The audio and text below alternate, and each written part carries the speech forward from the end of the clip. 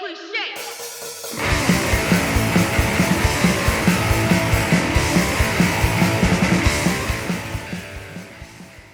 fuck. Yep, we're away. This is a quarter century episode. Is that it's episode 25 anyway. No, it's 24. No, motherfucker. You weren't here for 24. So it's Ron's 24th. Who is These this guy? motherfuckers. These What is, motherfuckers tried to kick me out. This is the triumphant comeback. Don't call it a comeback. I've been here for years. Hey, Ben, do you want to introduce your guest? And where's Josh? Yeah. This guy. Back by popular demand, This bitches. fucking guy, Ron Gant, well known at sort of the margins of systems. Ron, you might call it something different, but very well known in right there at the interfaces of that. I'm just waiting for you. I'm trying to tee it up. Yeah, well known. Tell us a little bit about your work. I wasn't really listening. Okay. This is what got me kicked out the This first fucking time. guy. Yeah, I was gonna say, you'd think a guy trying to work his way back into the band had put a little effort into it, but you'd think a lot of things. It is episode 25. Ron's 24th. Yes. And he's listened to zero. I'll listen to the last one. I'll probably listen. Yeah. It was good. By the time this comes out, I will have listened to it, and you guys, you fucking sucked. All right. Josh was good, but you guys, that was Josh was good. Yeah, no. That was like D. We're not getting any better with time. It's like no effects.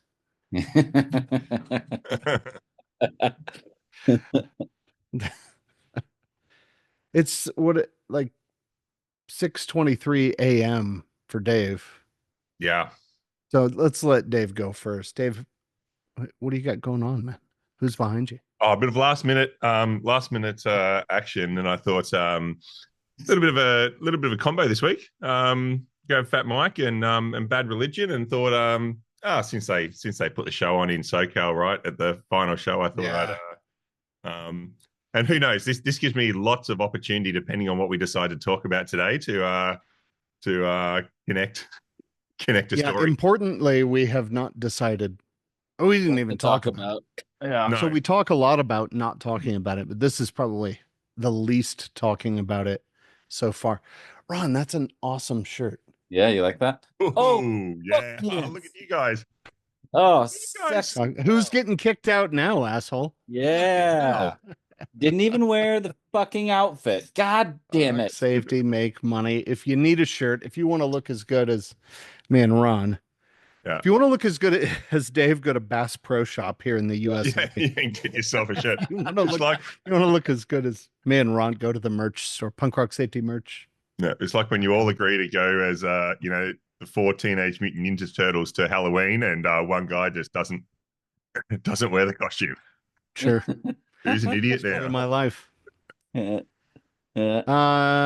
Dave, we haven't done new tattoos in a while because nobody's been getting new tattoos, but Dave has. Letting the team down. I did. Yep. Oh, look at that thing. Yeah, it looks sharp. That's the. Where's the other arm? The other arm's you got another one, right? Oh, I thought you got another one. Oh, the other side. Same arm. Nice. Yeah. So that's the Nature Clock. We spoke about that in one of the very long, very late drives with Ron in California. You know, all those drives when Ron turned up late and made us sit in his car for like an hour and a half. You guys. You're welcome. Sitting in a Trump rally. Well, it was no, it wasn't the Trump rally day. I think it was the confusion at the airport day. When sure. Yeah. When Ron and I went to the airport 3 times. As a joke.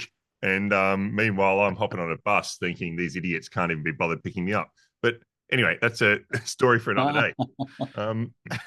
But I think you guys asked to get more tattoos. And I said, yeah, we've got a bit of a nature thing going on, some mountains, some rivers, some animals and that. And you laughed at me when I said I was getting a clock. And we had this long conversation about the Nature Clock.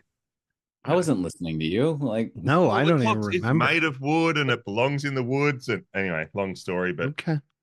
Is that why you were late today? Oh, no, I was late because it's 6 o'clock in the fucking morning. I'll allow it. That is not very punk, by the way. It's a gentleman's hour here for me and Ron. It's long lunch, ladies. Yeah. Yep, I'm the lunch lady. Ron Zillions, what do you got? So this is actually a band called Mineral. They're more like early mid 90s emo. Oh boy, kind of coming out of the Fugazi world. All right. Yeah. So if Ron had hair, he'd have an emo haircut. This is true, actually. This is very true. Those swept bangs would look great on you. And this sort of reflects the learned helplessness that is maybe the counter to what is behind yours. Yeah. What's going on with you? It's been a few days here in this fine country, hadn't it? I've been Public Enemy I would say is pretty fucking punk, but classified in hip hop, right? Yeah. But man, Chuck D is the real deal. If you haven't read Fight the Power, it's a good book. If you haven't listened to Fear of a Black Planet, it's a fucking killer album. It's on repeat on volume 11 over here. So I got Public Enemy, or as Flava Flav says, there he is, PE in full effect behind me here. No new tattoos here. Sorry. Yeah, none here. Just a letdown as usual. Yeah. Oh, and Ron's got Cocaine Water. I gotta say, I was pretty psyched because fuck, I got nothing. Wow. Letting the team down. Wow. One fucking jump. I'm pretty sure I'm the only team player here today. You're all the way in. Are you wearing your slides? Those fucking slides. Don't get me started on the slides. I ordered and I accidentally ordered a size and a half bigger than the last ones I got, and they're still fucking too small. Put them in boiling water to release the lead and soften them up a little. Yeah, exactly. And I thought, okay, I'll just wear them and they'll like break in a little bit. No, they don't break in. They don't. No, your feet break in. Yeah, exactly. Those slides. I may take those slides off the merch store. They are they're not comfortable. Don't order them. I mean, they look awesome. They do. They look really cool. I was so excited about them. But no, those things suck. No, these are like cruise ship issue. I don't know. I've never been on a cruise ship. They give you in prison so you don't get like the fungus. That's probably more like it. Yeah. During the delousing process. Yeah. Not that I've been through that, but yeah, they're like prison shoes. We had a Cocaine Water reference on LinkedIn from like legitimate smart people, which tells me something. We may have 7 listeners now, and I was pretty excited. There's more than that. I had my first go to a meeting and someone was wearing the hat situation. Yes. Like that was exciting. You're doing strong work. All 7 of you, gang. Yeah. God bless your hearts, man. That feels good. Doing the Lord's work. Keep it up. Did they ask you if you could get Josh to sign that hat?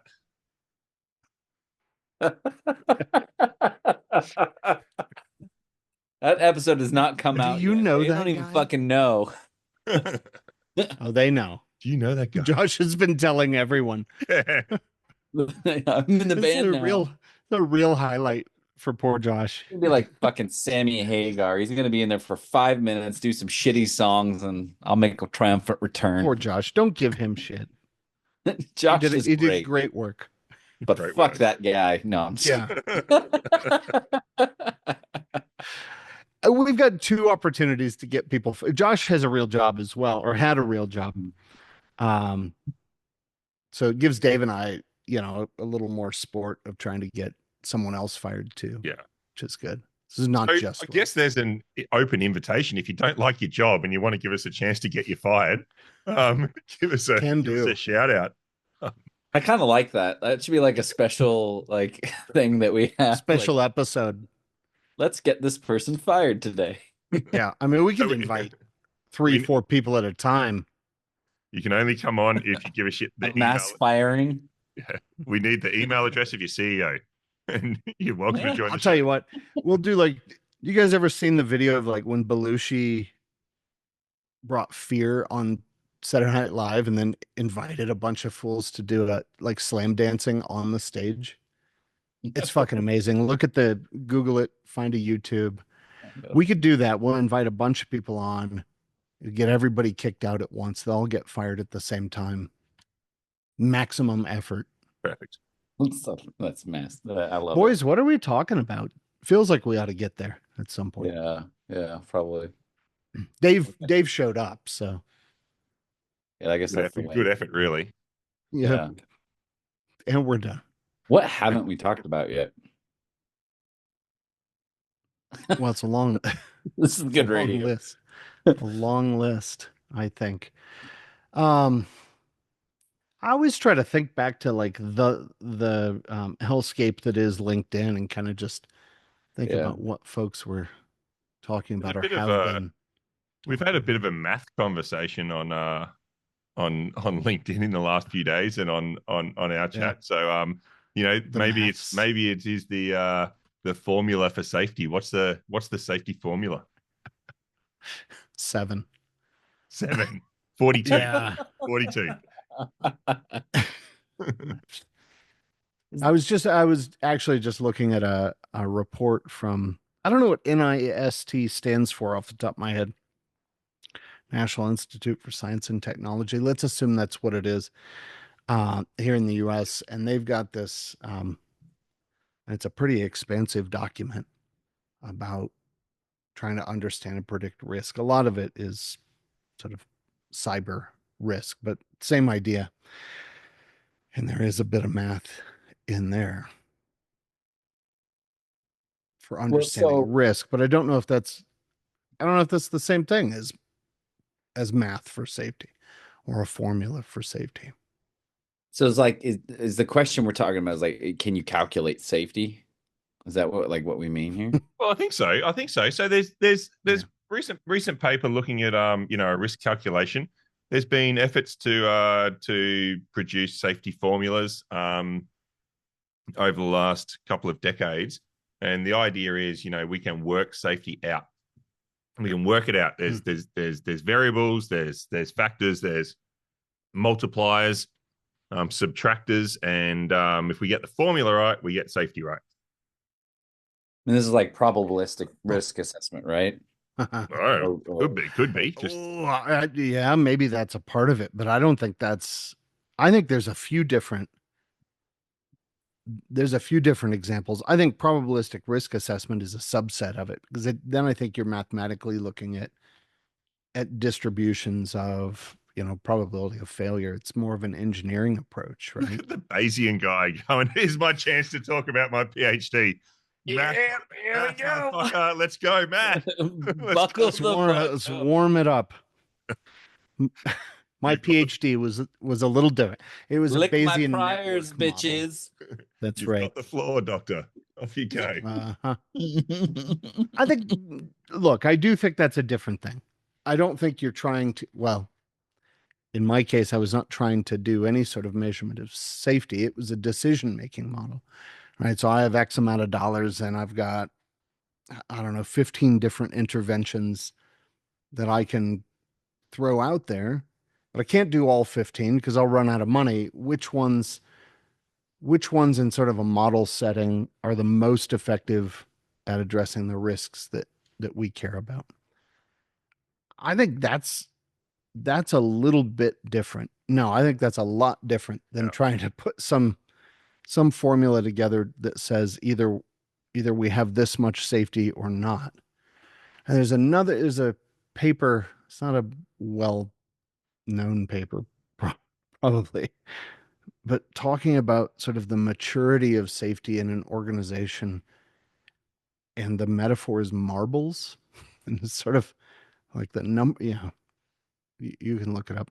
The number of marbles in each of these categories, and it comes back to sort of economic formulas.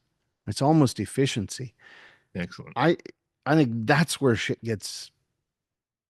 I think dangerous is right. I was going to say distracting, but I think it's more than just a distraction away from what's important. I think it gives really convincing outputs that sounds sciency, right? So you can walk into a room of people that go, Jesus, well, it can't be made up. I mean, there's a formula that sounds like real science. And it's this false assurance that we're doing safety because the marbles said so. I like it. And I think that, yeah, I like it. I like how Ron can walk into his next meeting. You don't have to talk about incidents anymore, Ron. You just walk in and go, we lost our fucking marbles this week. Yeah, exactly. Okay, here we go. I've got these marbles. And so here's the thing. No. Yeah, no. I mean, I totally agree, right? Like to me, I mean, there's all kinds of problems when you head down this path. And, I'm thinking of, the paper we were talking about that kind of maybe spurred this, but I'm also thinking of various efforts to try to quantify how risky it is. And I mean, one thing I might challenge a little bit is when you said like how the decision support that you created is different than this. I would actually say it's very similar, but yours is probably better because it's. Oh, you don't have to be nice to me, Ron. You just showed back up like you're in the fucking band already. Because but the bottom line is all of this is designed to support decision making, right? If we have a formula that comes back and says, yeah, you're safe or you're not safe, like that's just designed to help us make a decision about what we want to do to move forward. The problem is most of the shit that people do in these calculations are like you said, hey, we put numbers in it, so it's like science, right? Like that's good. So let me give you an example, and it's a guy from a door manufacturer. We've talked about him before. And I mentioned it, I think, one point in an earlier episode about this APE as the accident prevention equation. I don't know what the E is, but it's an APE score. Esophagus. Effort. Accident prevention effort is what it was, as if fucking effort does anything, right? So this guy, he's walking us through. It's an Excel spreadsheet. There are charts, there are formulas. It's red, yellow, green. Everything looks reasonably well thought out, right? And you go, okay, cool. Well, that looks like it's sort of based on industry data, so we understand. Okay, it's maybe this proportion of the time we might encounter this hazard, whatever it is, right? And then you get to a couple other columns and you go, walk me through that, man. Well, it's a constant. Okay, cool. Where'd that come from? Well, you just have to guess. Oh. So I think not a constant then. No. Well, it could be, right? But a constant is really just a correction when the rest of the fucking math doesn't work, right? You're like, nah, we'll back into this.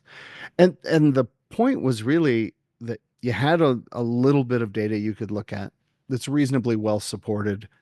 And then you had all this mush in the middle that was just fucking made up. Just made up. And at the end you go, well, this effort is more important than that effort. Okay, well, that's a discussion we could just have in a room, and we don't need to make up a bullshit formula for.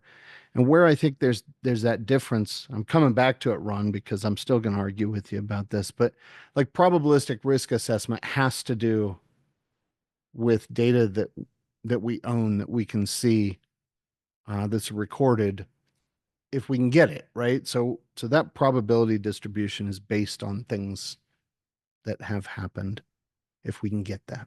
Sometimes we're modeling uncertainty, right? O-rings and space shuttles and shit like that. We can get it wrong.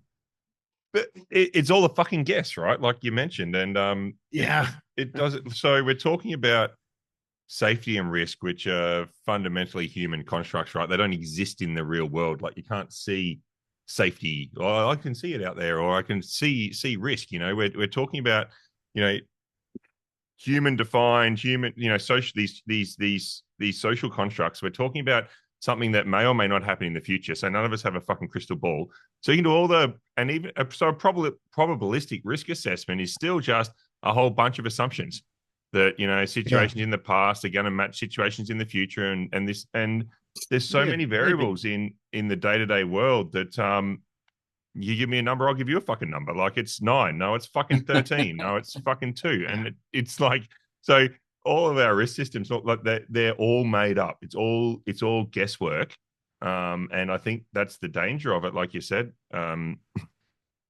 know, it looks like fucking science because, you know, the safety score is 3. So we're good.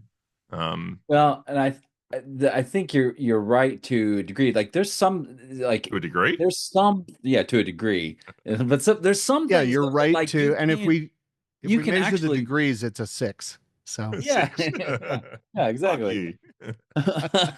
But no, like there's some stuff that like you can point to. Like, okay, I can measure the rate of degradation of the thickness of this pipe if you put this chemical in at this temperature, you know, and like that's, and so run probability that's going to fail this percentage of the time, right? So like in some mechanistic systems, you know, you can actually come up with a number that's probably defensible. You're right that there still are variables and there's uncertainty, but I would say it's less made up, it's more defensible than when people do the same thing with like fucking, we're gonna have an unsafe act this percentage of the time, or you know, human error is this, you know, 1 in 10, or you know, some of these numbers that it's just I'm gonna put my that sounds right, you know, like it's just fucking that's made up, that shit's made the fuck up. Or the ones like where it's 88% of all accidents are caused by unsafe acts and 10% by conditions. That's fucking made up. It is, yeah. It's classification in hindsight, which is made up and not helpful. But are there things like, so we talked about ROI before. You guys like to make fun of me about, among other things, like ROI or financial projections. But you have a CFO in an organization, your chief finance folks, and they are projecting things, and those projections are sometimes wrong, but often close enough to reduce uncertainty a bit by being careful about some of those assumptions, right? So I think there's maybe some utility in acknowledging the assumptions that we make sometimes tacitly. Is that at least fair to, you know, maybe the equation itself and definitely the outcome can be bullshit and may be harmful, but looking explicitly at assumptions and kind of talking through those is maybe the useful part of the otherwise bullshit process. I think so. I mean, it reminds me of a good quote from Dwight Eisenhower. I thought you were going to quote Dave from one of his papers. From Proven 2024. But no, where he said, in preparing for battle, I found that plans are useless, but planning is indispensable. Yep. Okay. Right. And to me, that resonates with what you said, right? Like, I don't think we're saying that analysis and, you know, especially like a kind of a collaborative analysis where we make those assumptions clear and we talk about them and we challenge them. I think that makes a ton of sense. The problem is if we then take it and say like, oh, well, this is where we are, you know, this is, and you know, we rely on that as a truth, when to Dave's point, it's mostly bullshit. It's like, it's made up. So I agree with that part of that point, Ron. One part of that point. It's a small part, about a 4 on a scale of 1 to 100. So that's really actually good. That's like safety or safe work as a process, not as kind of like a defined prediction. Because I don't know, we'll do this little test. Ron drives a car. He drove us all around. Fuck. Yeah, not well. Here we go. How many here we go. How many car accidents have you had, Ron, in the last, let's say, decade? crashed your car? None. None. How many times do you reckon you've driven a car in the last 10 years? Just a fucking math man. You got a metric fuck ton. Is that more? It's a metric system. You should know this. It's a metric fuck ton. It's a metric fuck ton. All right. So say you've driven the car, 7,000 times. 10,000 times. Make the numbers fucking easy. Like, okay, so you've got zero accidents. 5,425. Zero accidents in 5,425 trips. One of which was like a fucking hour and a half to Southern California with two other numbnuts in the car. With some fucking whiny babies. But you do that. You go, I do not have to worry about this activity in my organization because the risk is so fucking low. But then, at the end of the day, fucking it's 0-0 mentality when you hop in the car next, right? You go, it doesn't matter what's happened every other time I drive. Doesn't mean some fucking Tesla driver's not going to come around the corner and, eating a hamburger and reading the paper and, the FSD just sideswipes me. So I think, that's the point about all of these numbers in safety when it fools us into thinking that we've got this shit sorted out.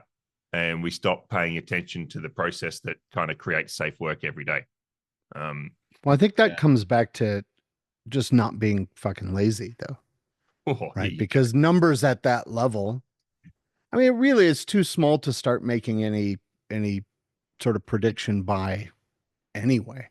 But if you start looking, and again, I think I'm not trying to excuse it, but I think there are times when it's okay to say, look, industry-wide driving over the last 10 years, I might be able to at least come up with some range of likelihood of this thing happening and go, look, it hasn't happened here, but honestly, in our industry, we're an outlier. We're like way the fuck out here on this tail. And most people are experiencing it like this.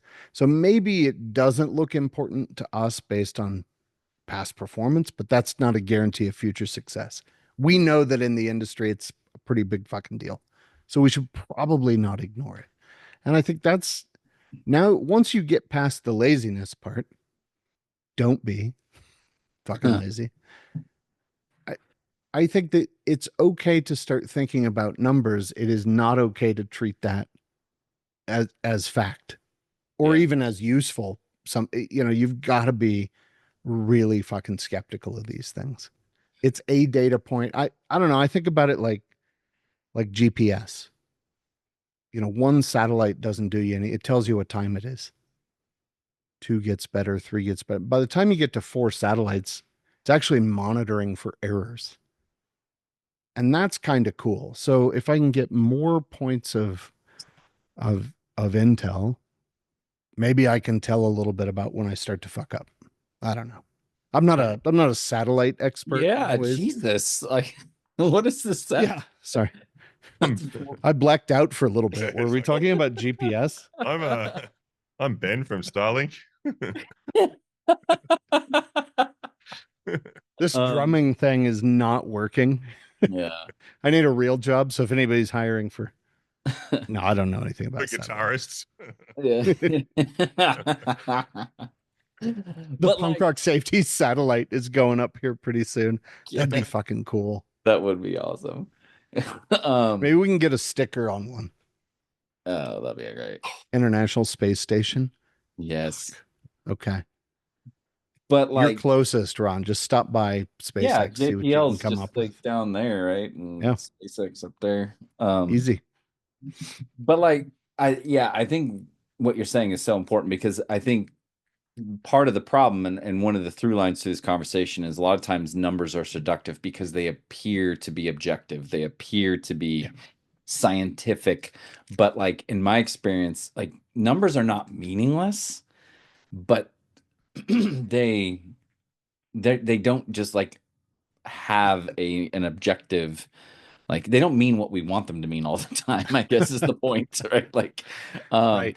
Our number of listeners does not mean this is a good podcast. Yeah, exactly. Which is why having a small number means we're better. I mean, don't apply. I think there's a simple rule here that just don't apply a fucking number to something that's not, something that's really quantifiable. Like if this, like water boils at like 100 degrees Celsius. I don't know what that is Fahrenheit. Probably like he was really slowing down in the middle of logically that one out. But, 212. What other number? This pallet weighs 17 fucking tons. That's a heavy pallet. But whatever it is. But take but your time. Idea that you can go, safety equals R for risk times number of risk, N for number of risk, divided by safety motivation, SM in the organized. Like the idea that you can create numbers around things that are just not quantifiable is a big fallacy, right? And I think it's pretty fucking dangerous to go, this is a low risk because it scored 2 on our matrix. No, it's not a fucking low risk. If you're the guy on the fucking roof next time and you fall off, I don't care how much effort you've put into, your safety guy's been putting effort into. Matrix. Like, fucking manage the work. Well, and I think as well, like a big mistake I see people make is they'll the numbers, they can be made up, but like we also don't ask where those numbers come from and what they're actually measuring. Like I'm thinking of like you mentioned motivation. Like you often see these motivation scores, and you're like, okay, where'd you get that number? Oh, we did a survey of people. Well, like, and people just think I can just throw a survey at people and now I have a number and that's quantitative, so that must be objective. But no, like that. Oftentimes the questions are really poorly designed, so you got to look what is the exact question you asked, because that's people are answering that question. They're not answering the question you think you're asking. And you have to ask the question, does answering a question on a survey, is that the same as risk or behavior or, like some sort of thing in the universe? Because you're asking what's in people's heads, their beliefs, their attitudes. Is that the same as what you want? Like, not always. And so I don't think we really think about what exactly is it that we're measuring here with the instrument that we're measuring. Because like you could have the best equations and all this in the world, but if the data you're getting is garbage, then it doesn't fucking matter. Like, or not even garbage, right? And I think that's the tough part for me, right? It's not garbage. It's just being used in a wildly wrong context. Yeah. Like, I think it's okay if you want to do a survey, man, go nuts. Right. Yeah. If you want to apply a numeric score to, I don't know, what would you say it was? Motivation. Yeah. Awesome. That doesn't mean that it's quantitative in any true sense. It definitely doesn't mean it's objective. It's still qualitative data masquerading as quantitative. Again, it's just sort of a point in time sentiment at best. Yeah. Okay, cool. Do with it what you will, but don't put it in a fucking formula and go tell your board of directors we're safe because people said they're trying hard. As Dave said, it's like trying hard doesn't keep you falling off the roof. Yeah, exactly. The work is where we know this stuff. It's where we test it.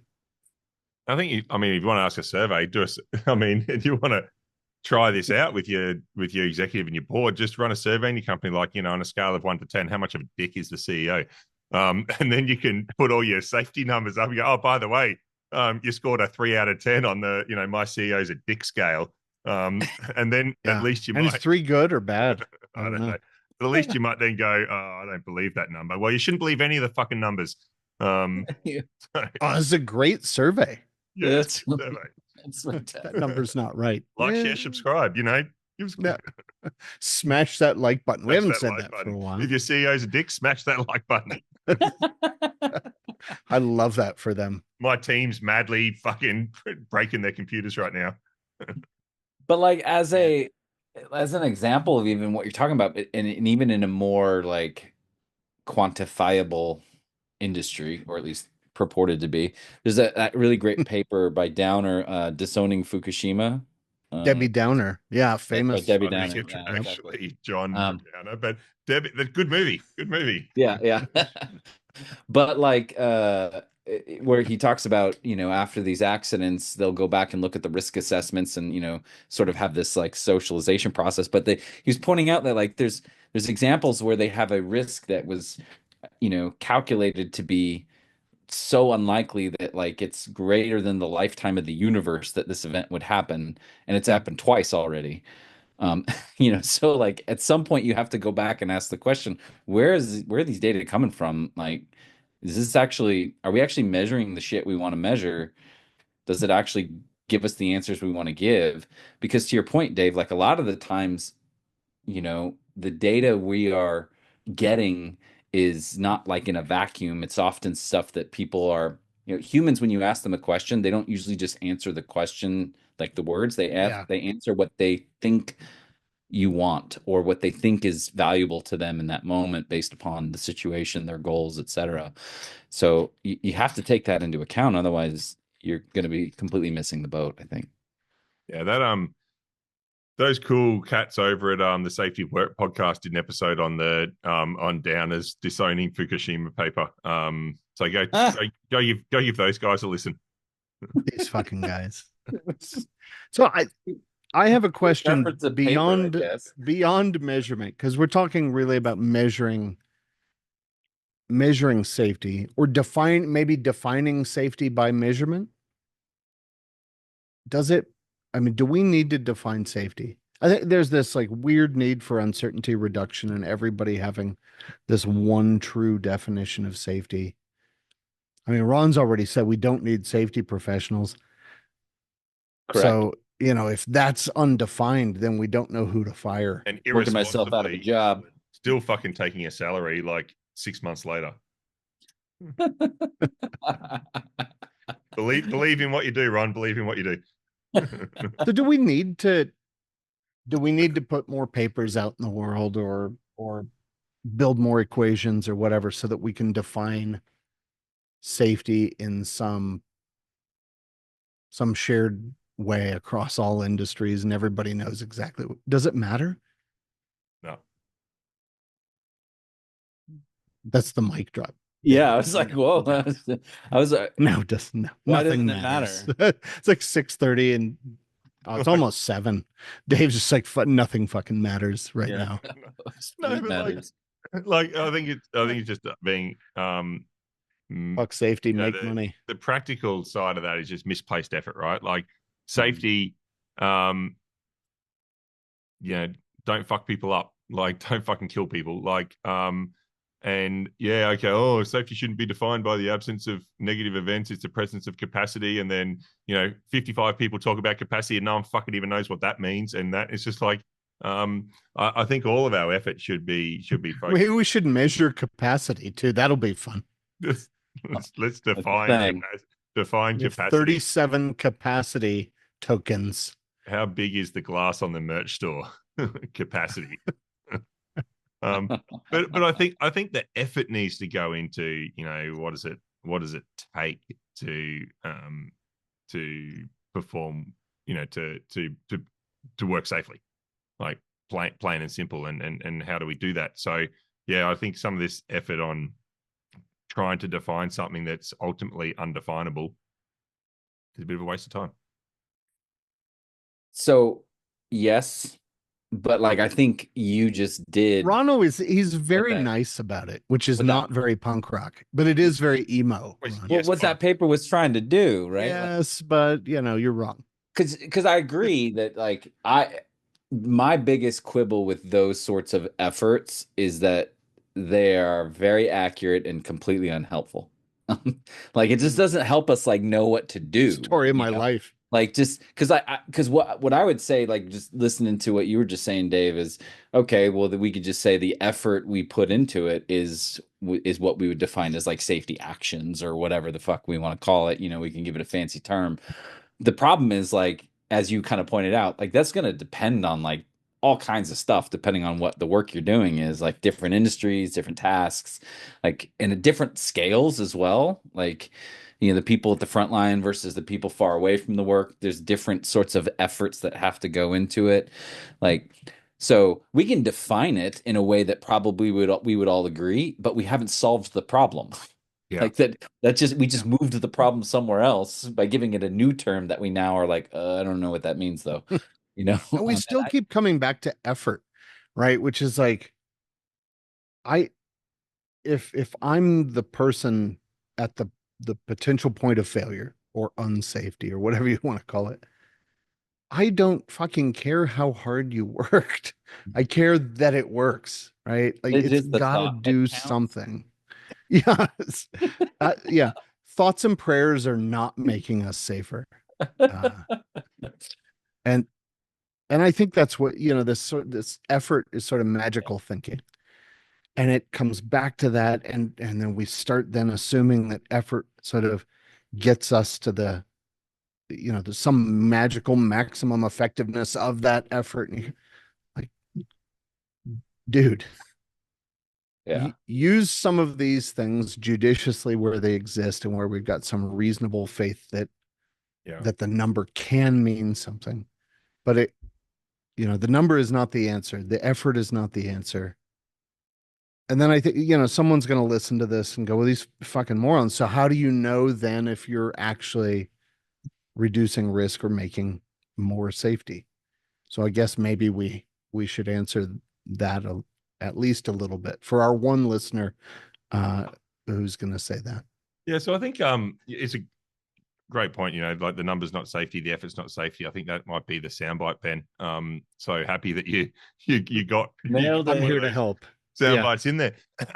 But you see companies have like the safety index, which is like 10 for my not having any overdue actions times by 5 by the number of leadership visits I've done this week times by I've had no incidents in the last 7 days times by whatever. I'm 97 out of 100 on my safety index score. Fucking look at me go, 97. Fuck yeah, that's like an A+ motherfucker. And so that is that I am safe like that. That's that combination of, the number and the effort, like what you said, Ben, and none of that tells me anything about how much risk my people are working with tomorrow, right? Like it doesn't help me at all. So I think that's the point. And then you question about, so am I getting better? It's, well, what have I fucking done?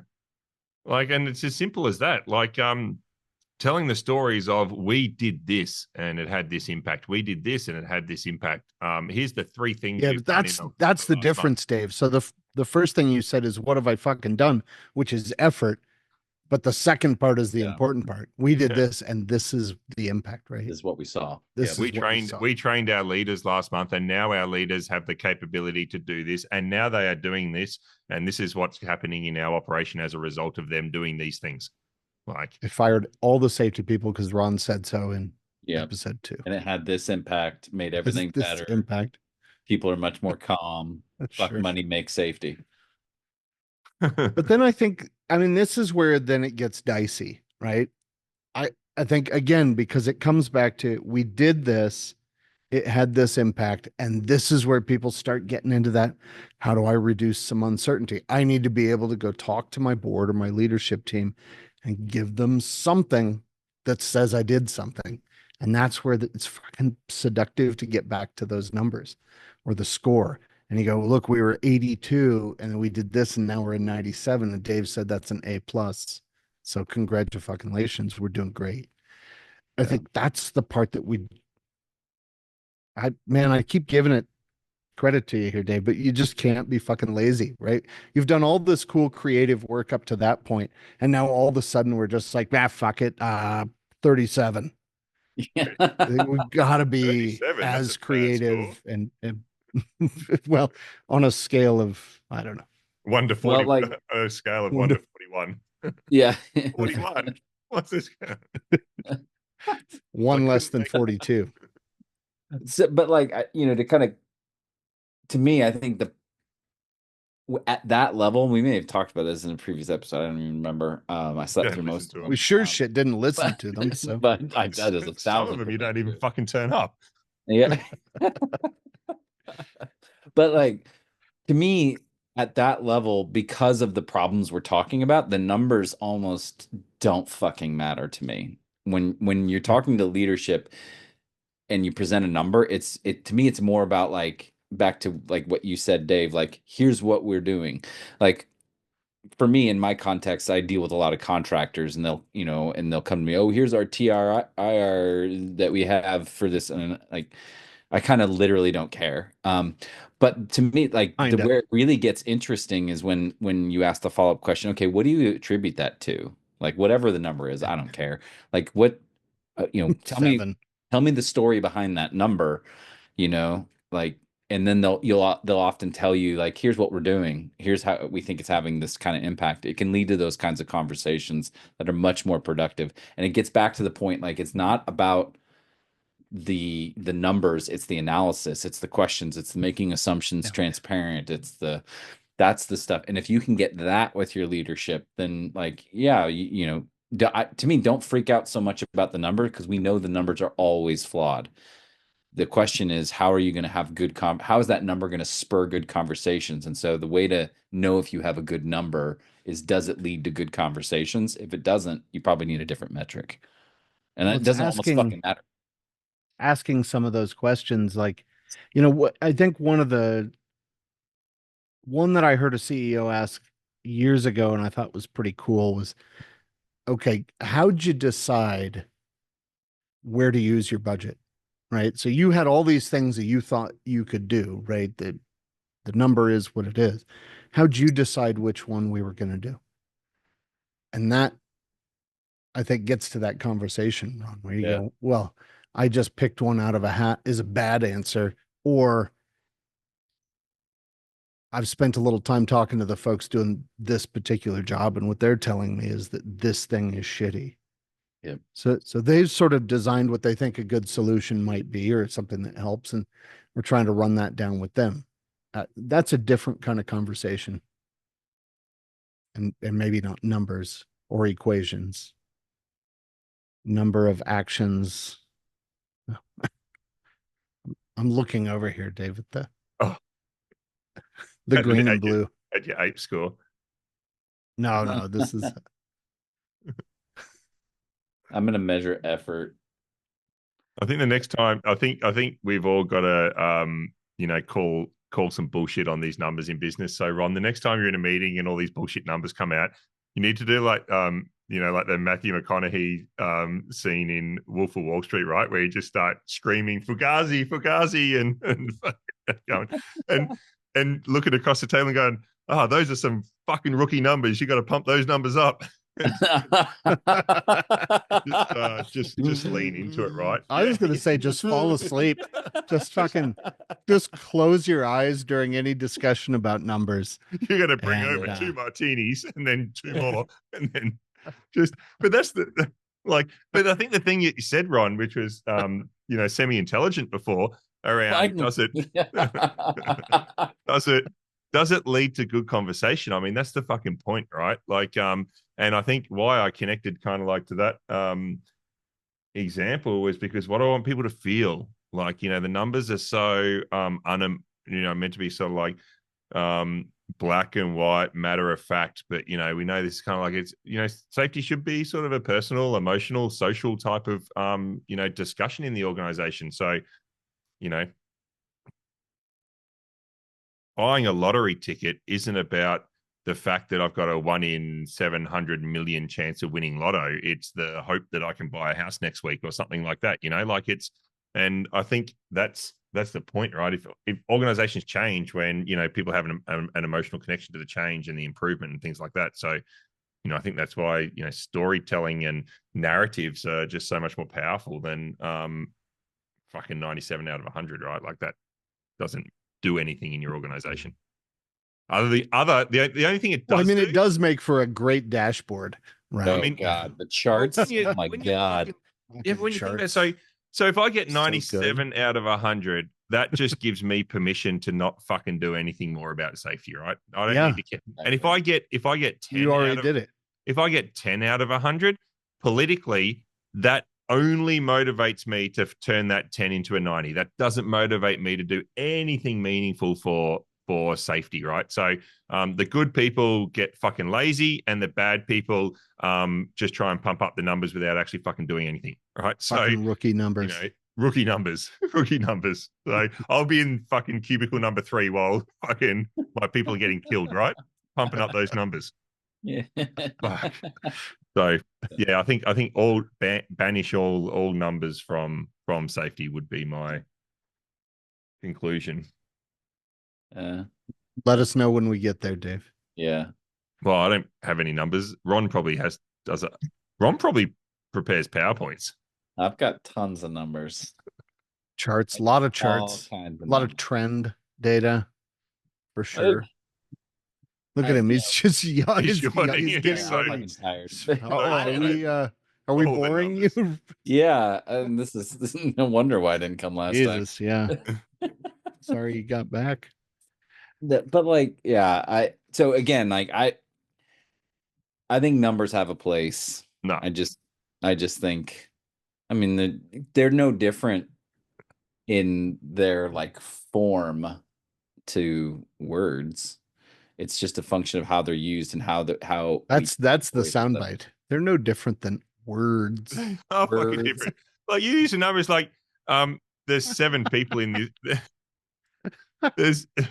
There's 7 people in this work group, and 6 of them have done training, and we're at 85% compliance. Fuck it. It's Fred and it's Mary and it's Jack, and Jack. But you just did the same thing with people. Like yeah, but the word people is the same thing. It is a reductionist bullshit. I think it's the same, and I think it's just a function of how it's used. Yeah, Dave, I'm sorry. I'm with Ron on this one, man. Really? All right. No. Look, I think the doctor agrees with me. I don't think that's to say that there's not more abuse of numbers. I agree with that. I think that's true. To put a number on it, 100% agree. Fuck yeah! Means I'm doing amazing. Now, I think it's a lot easier to abuse what those things mean, to abuse the decisions we think we can make based on it, than it is to look at narrative or descriptors or whatever you want to call it. But I think we can fuck up just as much with a story as we can with numbers. I think the equation, which is where we started, right? Which is, can we define safety? Does it matter? And is there an equation that'll get us there? I'm pretty sure we're all on a big old fat no. That's a yes from me. No. That's a I don't know if yes was good or bad. So be careful. Don't be fucking lazy. Well, and in fairness to Dave, I would say, like, from where we are is that where we're going now? From where we are right now, getting rid of all numbers would be an improvement. Yeah. I just don't think it's the ideal state. Okay. I do. I feel like the Colombians that are on that military plane just kicked out of the podcast. I wish you guys luck in making your podcast great again. Fuck off. This fucking guy. I just think unless the number is representing kind of like a physical property of the real world. We had 3 incidents last month. There are 7 people in this work group. This thing weighs 100 kilos. The temperature of this is X. As soon as we start applying numbers which aren't, accurate representations of real world, things, it's a very fucking slippery slope, right? And to think that in complex systems we can create a formula, even if that formula represents 12 or 15 variables, it's still not an accurate representation. And numbers are dangerous because people believe numbers, right? People think it's fucking reality, and it's fact, and it's science. I've got a 3% chance of having an accident here. No, you don't. You've either got a 0% or 100% chance. Like, you either have an accident or you don't. There's no 3 fucking. I'm going to be on a plane on Friday. It's 50-50 shot. Well, that's what it is. It's like I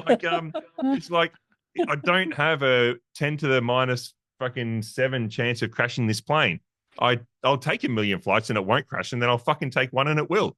Like, and I think that's the fucking point. Like, it's like, and this is the point with like, okay, we're all gonna die. I think is what just like when you guys go to Vegas, you guys hang out in Vegas, which I'm sure you guys do every second weekend.